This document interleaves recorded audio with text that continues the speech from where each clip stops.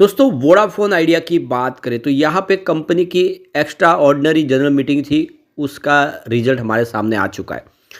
अब आप देख सकते हो कि बहुत सारे प्रस्ताव थे जिसको रखा गया था, वो प्रस्ताव पास किए गए।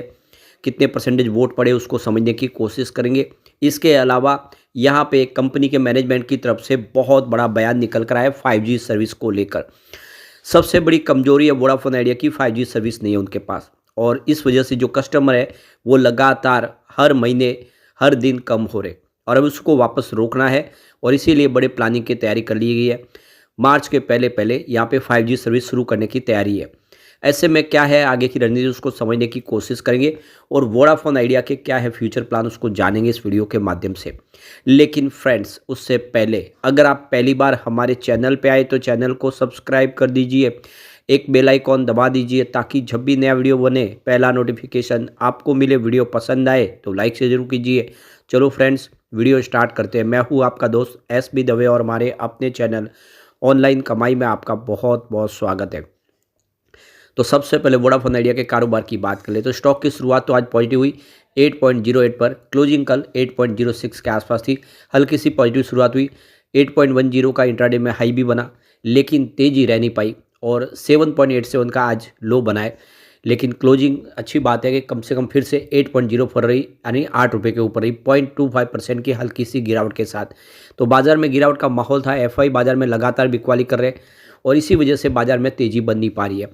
वॉल्यूम लगभग एक जैसा है। पिछले एक महीने पहले इसका 39 करोड़ का वॉल्यूम था, 10 करोड़ की डिलीवरी उठाई गई।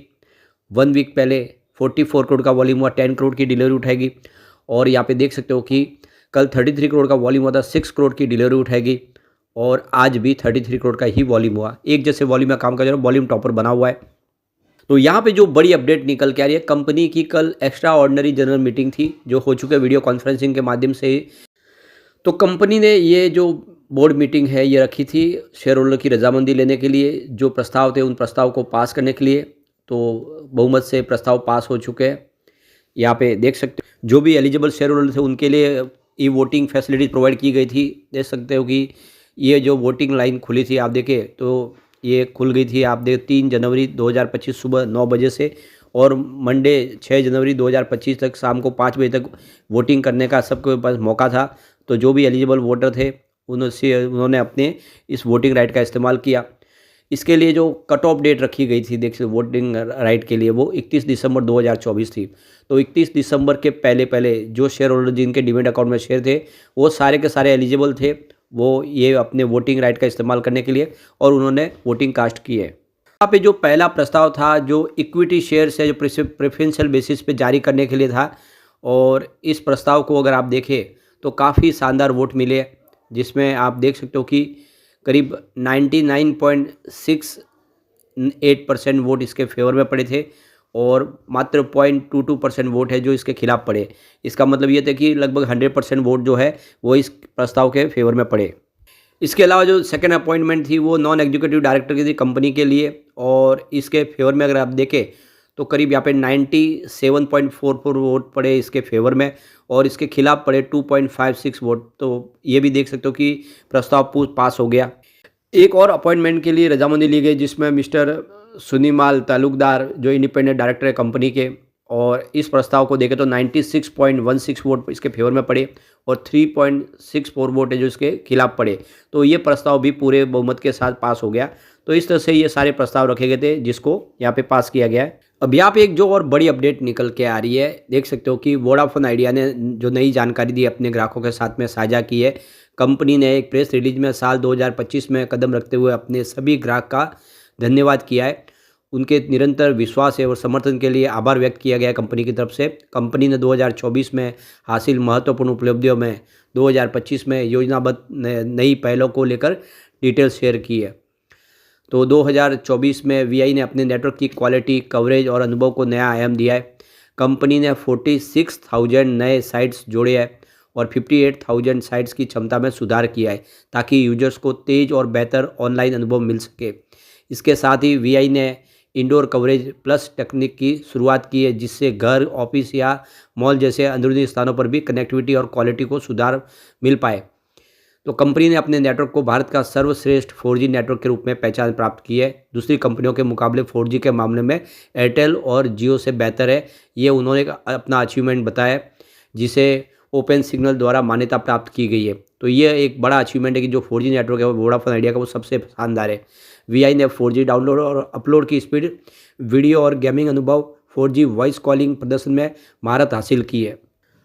सुरक्षा के लिहाज से वीआई ने हाल में ही स्पैम डिटेक्शन समाधान लॉन्च किया है, जो यूजर्स की सुरक्षित अनुभव देने के लिए डिज़ाइन किया गया। इसे 2025 के लिए वीआई ने अपने नेटवर्क को और बेहतर बनाने की योजना बनाई है। कंपनी ने ग्लोबल लीडर्स जैसे कि एरिक्सन, नोकिया, सैमसंग के साथ में पार्टनरशिप की है और मार्च 2025 तक हज़ारों नए साइट्स लॉन्च करने की योजना है, जो कनेक्टिविटी को और बेहतर बनाएंगे। यानी बिजनेस बहुत तेज़ी से बढ़ाने की पूरी प्लानिंग चल रही है और इसके लिए ग्लोबल पार्टनर मिल चुके हैं, चाहे वो सैमसंग हो, नोकिया हो या एरिक्सन, जिनके साथ में साझेदारी से तेज़ी से काम आगे बढ़ाया जाएगा। इसके अलावा वीआई ने 5G की शुरुआत की तैयारी भी शुरू कर दी है, जो यूजर्स को तेज़ स्पीड और बेहतरीन अनुभव प्रदान करेगा।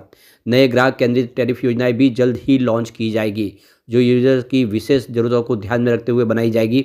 यानी दूसरों के मुकाबले शानदार और अट्रैक्टिव 5G सर्विस के लिए टैरिफ लाया जाएगा। वीआई के सीईओ अक्षय मुंद्रा ने कहा है कि हमारे ग्राहकों के समर्थन से ही हम इतना कुछ हासिल कर पाए।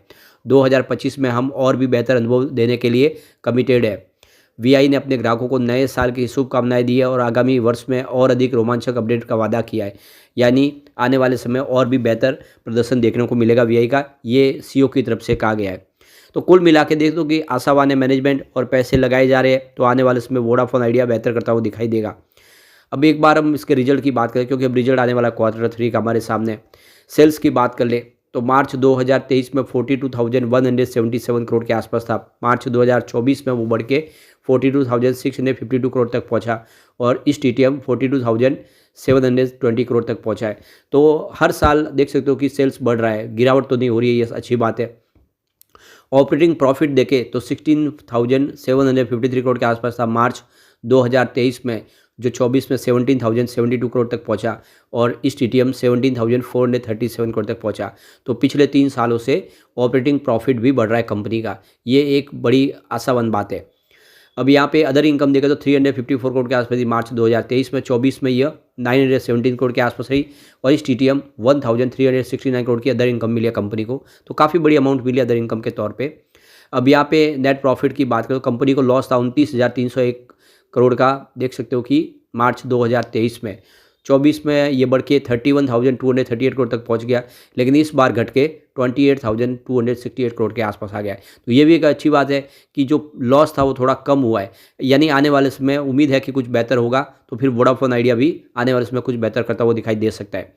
अब इसका जो नेट कैश फ्लो निगेटिव था उसमें भी सुधार हुआ है।